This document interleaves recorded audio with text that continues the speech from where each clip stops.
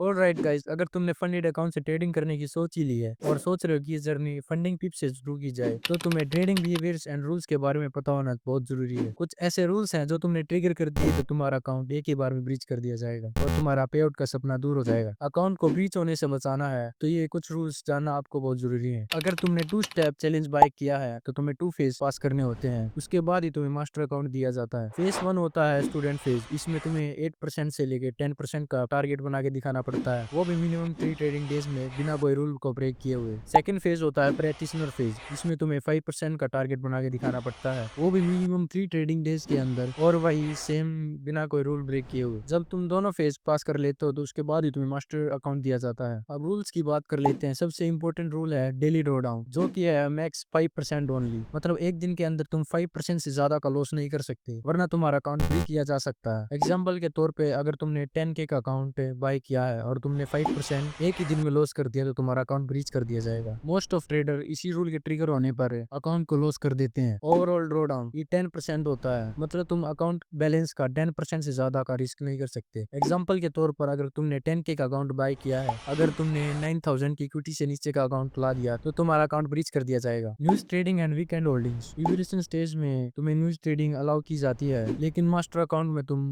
News trading को नहीं कर सकते। न्यूज ट्रेडिंग वही कर सकता है जिसने ऑन डिमांड पे आउट सिलेक्ट किया होता है, वरना तुम्हारा प्रॉफिट काउंट ही नहीं होता। और वीकेंड में ट्रेड भी होल्ड कर सकते हो। वीकेंड में ट्रेड होल्ड करने से कोई प्रॉब्लम नहीं होती, सिर्फ क्रिप्टो को लेकर। अगर भाई तुम क्रिप्टो में स्विंग ट्रेड करते हो तो तुम्हारे हल लग जाएंगे, क्योंकि क्रिप्टो मार्केट 7 दिन खुली रहती है, लेकिन इनका वेब टर्मिनल सैटरडे और संडे को बंद रहता है। एग्जाम्पल के तौर पर, अगर तुमने लॉन्ग ट्रेड लिया है ईटीएच में टीपी और एसएल लगा के फ्राइडे को, अगर तुम उस ट्रेड को फ्राइडे को क्लोज नहीं करते तो तुम्हारी ट्रेड का रिजल्ट तुम्हें मंडे को ही देखने को मिलेगा, क्योंकि इनका वेब टर्मिनल सैटरडे और संडे को बंद रहता है। लेकिन जब इनका वेब टर्मिनल मंडे को खुलेगा तो पिछला सैटरडे और संडे का डाटा नहीं दिखाएगा, क्योंकि उस टाइम पर उनका वेब टर्मिनल बंद था। और जो भी प्राइस मंडे को खुलेगा, अगर वो तुम्हारे टीपी से ऊपर खुलता है तो तुम्हें ज्यादा प्रॉफिट देखने को मिलेगा, अगर वो तुम्हारे एसएल से नीचे खुलता है तो तुम्हें ज्यादा लॉस देखने को मिलेगा। यही एक सबसे बड़ी प्रॉब्लम है स्विंग ट्रेड को लेकर। तो क्रिप्टो में स्विंग ट्रेड करते हो तो थोड़ा सोच समझ के ही करना। Master stage rules. जैसे ही तुम्हें मास्टर अकाउंट दिया जाता है तो तुम्हें वहां पर पे आउट साइकिल चूज करनी होती है। पहली पे आउट साइकिल होती है ऑन डिमांड पे आउट साइकिल। दूसरी होती है ट्यूसडे पे डे, मतलब हफ्ते में एक ही बार ही पे आउट ले सकते हो। तीसरी होती है बीआई वीकली, मतलब तुम 2 हफ्तों में एक ही बार पे आउट ले सकते हो। चौथी होती है मंथली, मतलब 30 दिन में एक ही बार पे आउट ले सकते हो। ऑन डिमांड पे आउट साइकिल में तुम्हें न्यूज ट्रेडिंग को अलाउ किया जाता है। बाकी साइकिल्स में तुम ट्रेड्स को होल्ड कर सकते हो, लेकिन हाई इम्पैक्ट न्यूज से 5 मिनट पहले और 5 मिनट के बाद जो ट्रेड ओपन और क्लोज की जाती है उन्हें काउंट नहीं किया जाता, उसका प्रॉफिट काउंट ही नहीं किया जाता। अगर ट्रेड न्यूज से 5 घंटे पहले खुली हुई है तो उसका प्रॉफिट काउंट किया जाता है। Strategy rules. यहाँ पर सबसे ज्यादा लोग फंस जाते हैं और अकाउंट को बीच करवा लेते हैं। तुम ये यूज कर सकते हो, वीकेंड होल्ड कर सकते हो, मैनुअल ट्रेड कर सकते हो, न्यूज को होल्ड कर सकते हो, लेकिन ये सब स्ट्रिक्टली बैंड है। Gap trading, high frequency trading, latency और arbitrage, hedging, tick scalping, account copy trading, opposite account trading, third party account manage करवाना। अगर कोई चीटिंग या एक्सप्लॉइट की तो सीधा अकाउंट बैन कर दिया जाता है। सिर्फ रिस्क मैनेजर या ट्रेड मैनेजर ये अलाउड है, बाकी ऑटो ट्रेडिंग सॉफ्टवेयर भी बैन है। अगला है टॉक्सिक ट्रेडिंग फ्लो। भाई अब एक रूल आता है जो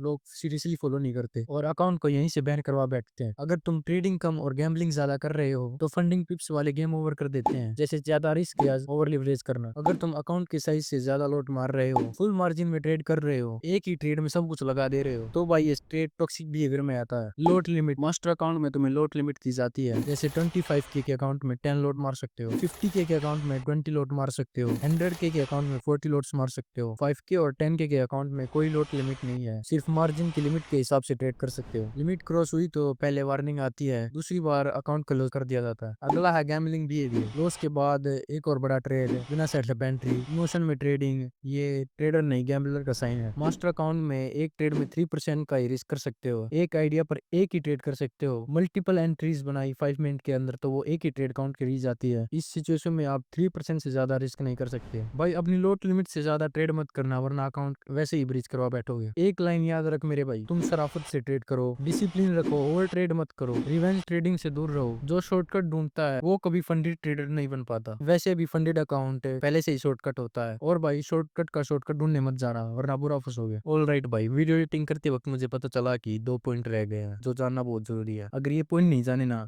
तो तुम्हारा फंडेड अकाउंट वैसे ही रिस्क पे आ जाएगा।